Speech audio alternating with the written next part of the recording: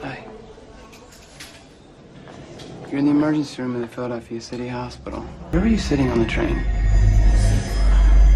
Against the window. Where are the other passengers?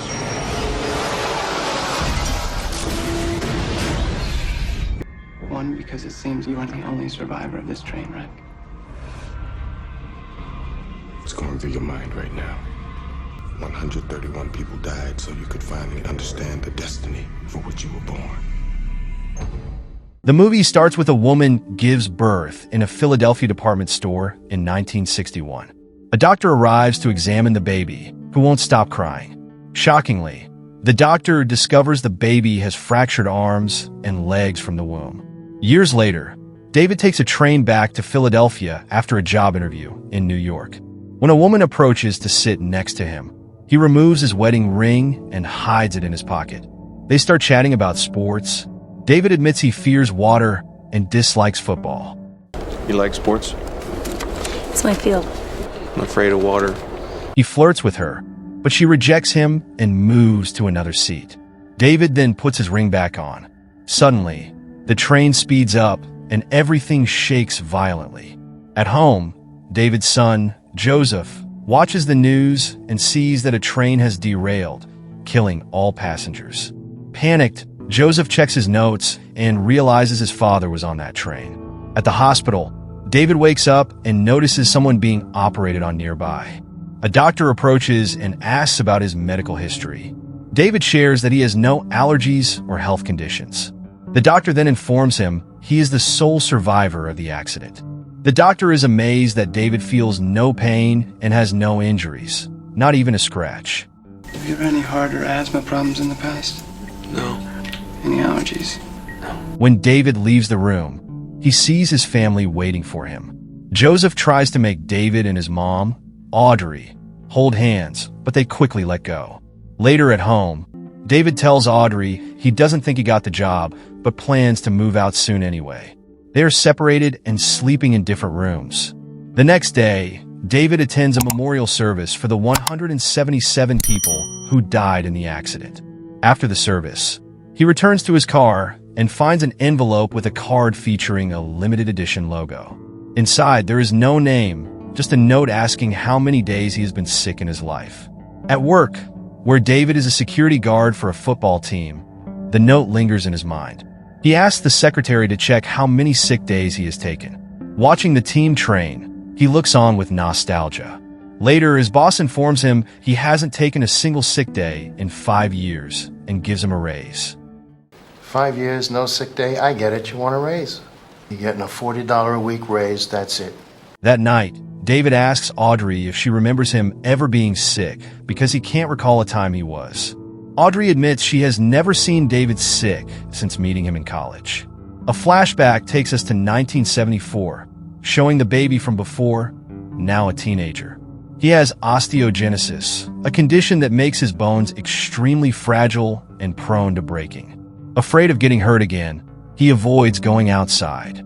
At school, other kids call him Mr. Glass, deepening his isolation. His mother tries to help by leaving a gift for him outside. Summoning his courage, the boy retrieves it, a comic book. His mother promises to give him a new comic every day he ventures outside. In the present, the boy, now an adult named Elijah, runs an art gallery focused on comic book art. He passionately defends comics as an art form and even cancels a sale when he learns the client plans to give a valuable painting to their 4-year-old child. That afternoon, David and his son, Joseph, visit Elijah to ask about a card. Elijah shows interest in David's health and feels intrigued to learn David has never been sick. Elijah shares that he once had an injury in college, a car accident that hurt his leg and ended his football career. He then explains that he has studied comic books his entire life and believes superheroes are rooted in ancient history. Because of his health condition, he's always wondered if someone else out there was the total opposite, meaning someone unbreakable. When he heard David was the sole survivor of the train accident, he thought he could be the one. Joseph is excited about the possibility of his dad being a superhero, but David thinks this is some weird scam and leaves with his son. That night, David reads about the accident in the newspaper, which inspires him to check his closet. He has a gun hidden there in a folder with newspaper clips related to his life.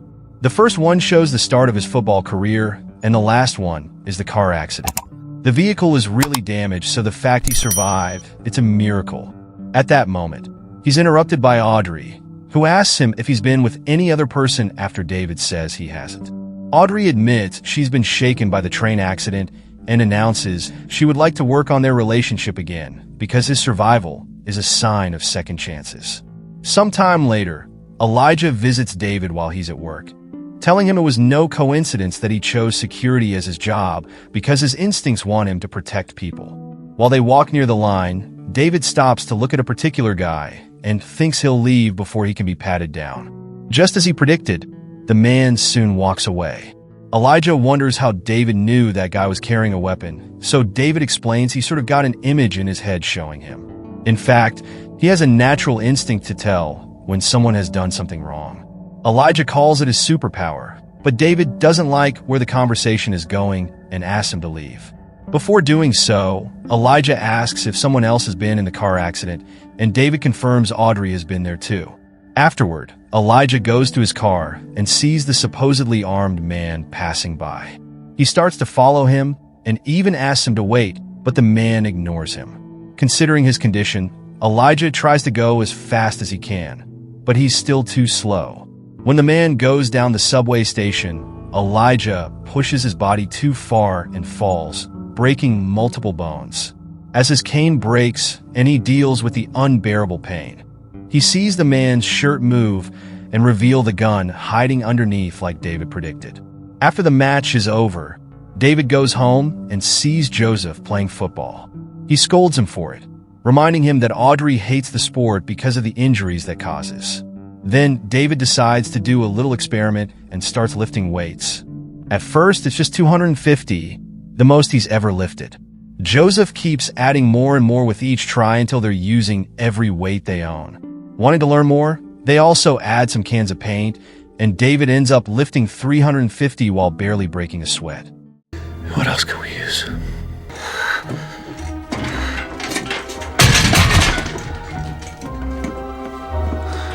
At the hospital, Elijah is told he has multiple fractures, but the worst are the 14 ones in his leg for which he'll need physical therapy later. He ends up attending physiotherapy with Audrey and uses the chance to ask about her marriage while pretending to simply want to know his doctor better. He learns that David's car accident making him quit football is what got them together since she can't stand the sport and the harm it causes. While asking more questions, Elijah accidentally says David's name, and Audrey gets suspicious. Elijah shares his theory, but Audrey doesn't know what to think. During another match, David decides to stand in the middle of a crowd, and anytime someone bumps into him, he gets a vision. At first, it's just the voice of a yelling kid, but then he sees a man suspiciously picking something from the trash. Suspicious, David makes the guy step out of the line to search him, yet he finds nothing in his pockets. David decides he is fooled into believing he has power. At that moment, David gets called to the school because Joseph was hurt. The teacher explains Joseph got in a fight and wonders if David remembers her from when he studied there. She tells the story about the time child David fell in the pool and lay on the bottom for 5 minutes. When they pulled him out, he was dead until the paramedics revived him. In the end, they changed the rules of conduct around the pool because of him, and the kids share the story as an urban legend. Hearing this makes David even more convinced he isn't a superhero. After they leave the school, Joseph explains he got in a fight because he protected a girl who was being harassed for her race, saying he wants to be a hero like his dad. David tries to insist he's normal, but Joseph doesn't believe him. In the evening, Audrey tells David that Elijah told her everything. Before they can discuss it, they discover that Joseph has grabbed David's gun and pointed at him, wanting to prove he can't get hurt. The kid hesitates for several seconds, and David manages to talk him into putting it down. Now, I am your father, and I am telling you to put that goddamn gun down right now! 1, 2... The next day, David visits Elijah, who immediately confirms the man from the stadium had a gun. Elijah also thinks David didn't get hurt during the car accident. He made up a lie to quit football so Audrey would date him. David doesn't want Elijah to bother him or his family anymore and tells him how he got pneumonia as a kid because of the time he almost drowned, which should be enough proof to drop the subject.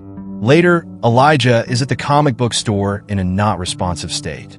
The clerk needs to close the shop, so he starts dragging Elijah out in his wheelchair, but Elijah keeps moving the wheel to make him mess up.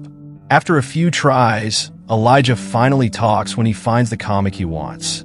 Meanwhile, David and Audrey leave Joseph with a babysitter so they can go out on a date. They have drinks together and try to reconnect, forcing David to admit he's kept his family at arm's length because something doesn't feel right.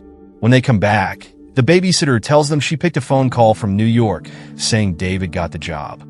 However, the family assures her they aren't going anywhere. There's also a message on the machine from Elijah explaining every hero has a weakness and David's kryptonite is water. Desperate for answers, David sneaks in the middle of the night to find the train from the accident. He looks at the destroyed car and knows nobody normal could have survived it. This triggers the memory of the car accident, and it's revealed he got out just fine, but Audrey had been stuck inside the burning vehicle. David used his super strength to RIP the car door off and save Audrey. Soon, someone arrived to help, and David realized it was weird for him not to be hurt. Overwhelmed by the memory, David calls Elijah and admits he never suffered an injury in his life. Wondering what he should do, Elijah tells him to go where people are. Moments later, David goes to a crowded area and opens his arms. As he starts looking into people's crimes on purpose, he sees a woman distracting a clerk to steal jewelry, a guy throwing a bottle at a black group while insulting them for their race, and a guy taking advantage of an unconscious drunk girl. When he bumps into the janitor, he discovers the guy killed a man to take over his house. David waits for the janitor to finish his work and follows him to the house, noticing he enters through the back door. Following the same route, David gets inside too and discovers the place is a mess, not to mention the owner's body is still on the stairs. Then he looks around the rooms and finds 2 kids tied up in a closet. David immediately frees them and asks them to be quiet. Next, David checks the main room and finds the mother tied up as well. The balcony door is open and David steps through it, thinking the guy may have escaped. At that moment, the janitor appears behind David and pushes him off the balcony, causing him to fall on a wet surface. David looks around and realizes he's on a pool cover, which slowly begins to sink under his weight. Entangled in the fabric, David can't swim and keeps struggling to breathe and survive. Thankfully, a stick suddenly appears in the water and he grabs it so he can be pulled out. It turns out the kids have come to rescue him. Afterward, David returns to the main room and grabs the janitor from behind to choke him. The man fights back and pushes David against the wall, which causes damage. On the surface, David is still stronger and manages to kill the guy in the end. Then he frees the mother, but unfortunately, she's already dead. That night, David takes Audrey from her room so they can sleep on the same bed again, and the feeling of something wrong finally gone. The next morning, Joseph sees his parents are behaving very lovingly with each other. When Audrey is distracted, David shows Joseph the newspaper with the news about the dead janitor, which includes an illustration of a mysterious vigilante. David confirms it's him and asks Joseph to keep the secret. Sometime later, David goes to Elijah's art show and meets his mother, who tells him about the 2 types of villains, those who fight with his fists and those who fight with his minds. The woman has heard about David because Elijah calls him a friend. Then David follows Elijah to his office, and Elijah congratulates him on his first night as a vigilante. He offers to shake hands, and when they do, David makes a shocking discovery. For years, Elijah has been causing accidents on purpose to find a superhero, including the train David was in. Shocked, David looks around and notices Elijah's plans and research. Elijah explains that now David knows who he is, he also finally knows his own identity, the villain. To David's hero, like in the stories, they're the exact opposites, yet sometimes also friends. Perhaps Mr. Glass has always been Elijah's villain code name. David immediately calls the police, and Elijah is sent to an institution for the criminally insane. And that's how the movie ends. What did you think of this movie? Let us know in the comments below. Thank you for watching. Please please subscribe and press the bell icon for more amazing videos. See you next time.